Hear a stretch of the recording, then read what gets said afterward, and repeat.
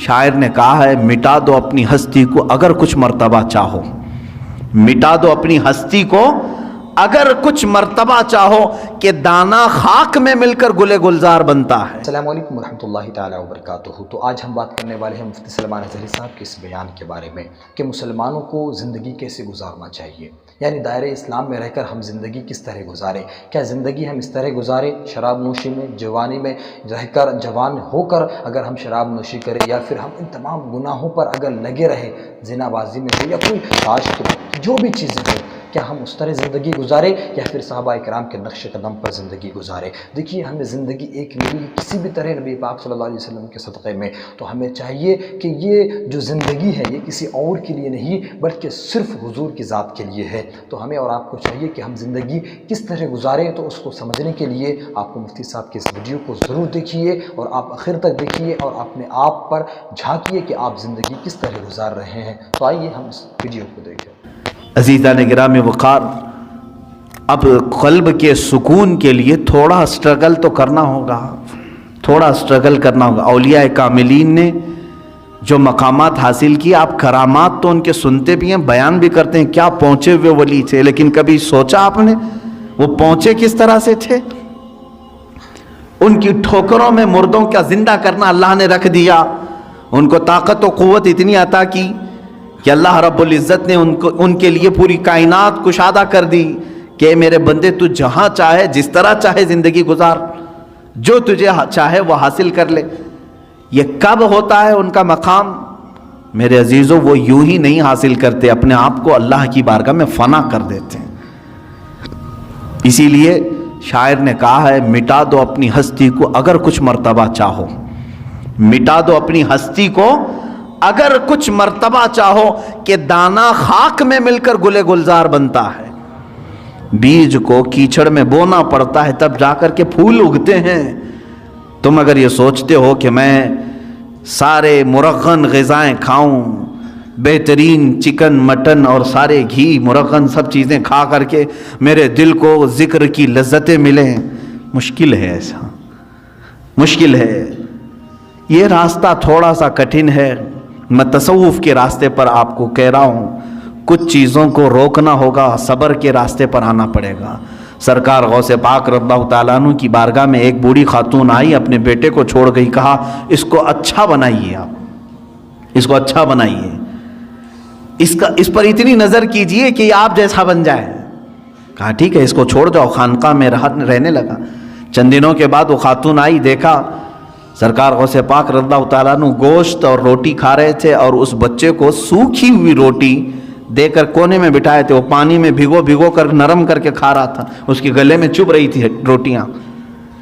ماں تھی، دیکھ کر کے گھبرائی اور کہا شیخ عبد القادر جیلانی رضی اللہ تعالیٰ عنہ سے، آپ تو بڑا اس کے ساتھ بے انصافی کا معاملہ کر رہے ہیں، نا انصافی کا معاملہ کر رہے ہیں، خود تو آپ گوشت اور روٹی کھا رہے ہیں اور میرے بچے کو سوکھی روٹی جو حلق سے اتر نہیں رہی۔ آپ نے پورا دسترخوان سے جو کچھ بھی تھا کھانے کے بعد اس خاتون کو جواب زبان سے نہیں دیا، وہ جو ہڈیاں جمع تھی سب کو جمع کیا اور اس پر ہاتھ رکھ کر کے کہا قم باذن اللہ، اللہ کے حکم سے اٹھ جا۔ تو وہ جو مرغی ذبح تھی وہ پھر سے زندہ ہوئی۔ بعض اولیاء کاملین کو یہ تصرف دیا گیا ہے، وہ مرغ زندہ ہوا۔ آپ نے اس خاتون سے کہا کہ اے خاتون، جب تیرا بیٹا بھی اس لائق بن جائے تو اسے بھی میں ایسے ہی کھلاؤں گا۔ اس کی تربیت کا زمانہ ہے، اسے آج صبر سکھایا جا رہا ہے۔ میرے عزیزو، آج یہ میرے لیے بھی نصیحت ہے، آپ کے لیے بھی نصیحت ہے۔ ہم اچھے کھانے کھاتے ہیں، لیکن ہفتے میں ایک مرتبہ اپنی زندگی میں ایسا دن بھی رکھو کہ یا تو وہ دن روزے سے ہو جائیں، یا تو پھر اس دن فاقہ اس طرح سے کریں کہ جس کو نفس نہ پسند کرتا وہ چیز ہم کھائیں۔ سوکھے چوڑے ہمارے ہاں ملتے ہیں، ظاہر سی بات ہے اس کو چبانے میں دقت ہوتی ہے۔ اس نفس کو مارنا ہو تو ایک دن ایسا رکھو کہ اسی کو کھا لیں ہم۔ روٹیاں سکھا کر کے رات کو اولیاء کاملین رکھتے تھے صرف اپنے نفس کو مارنے کے لیے۔ جب تک آپ یہ جنگ نہیں کریں گے ذکر کی لذت آپ کو نہیں ملے گی۔ ہاں آپ اللہ اللہ اللہ اللہ کریں گے، سر ہلے گا، دل کچھ بھی نہیں ہلے گا۔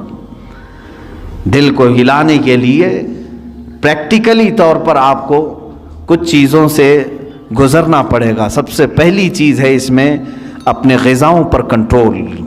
اپنے غذاؤں پر کنٹرول. یہ غذاؤں کی لت جو ہے ہمیں آج حرام کاریوں کی طرف لے جا رہی ہے. زبان کے چٹخارے جو ہیں بہت خطرناک ہیں. اسی لیے دنیا میں دو ہی شہوت ہے, سب سے بڑی شہوت, ایک شرمگاہ کی شہوت اور ایک زبان کی شہوت. ان دو کو اگر کسی نے شکست دے دیا تو وہ ولی بن جائے گا, ولی بن جائے گا. زبان کی شہوت یہ ہمیشہ اس کو جو لذت مل گئی وہی کھانا چاہتی ہے.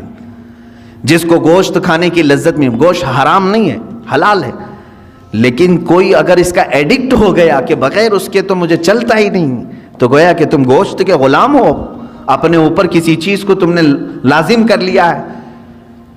کچھ چیزیں ایسی ہیں میرے عزیزوں کہ یہ زبان تم سے وہ سب کراتی ہیں. اگر ایڈکٹ ہو گئے تھے, بغیر گوشت کے کھا نہیں سکتے تھے, اتفاق سے ایسا وقت آ گیا زندگی میں کہ پیسہ بھی نہیں ہے, کچھ بھی نہیں ہے, گوشت گھر میں نہیں آیا, کیا کریں گے؟